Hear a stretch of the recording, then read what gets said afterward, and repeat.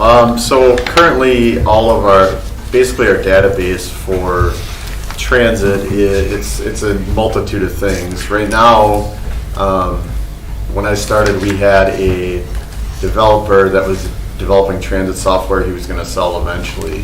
So he worked with us for free for the first 9 years to develop this database that we use. So we have basically, we still use him. It's very inexpensive. It's kind of a one-man show.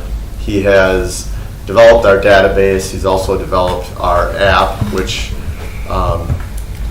was good to start.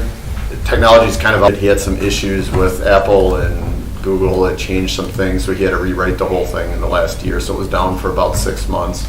And then it also, the other thing that we're required to do, that we're mandated to do, is our drivers have to announce major stops so that if anybody is disabled or visually impaired, they know where they are on the bus. So our drivers do that manually now. They have to call out, I'm at Sawyer and Witzel or wherever that is.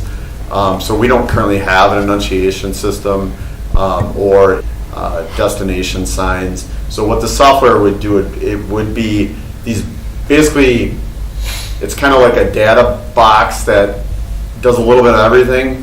So it would allow us to basically move forward and modernize our technology. It would allow better vehicle location.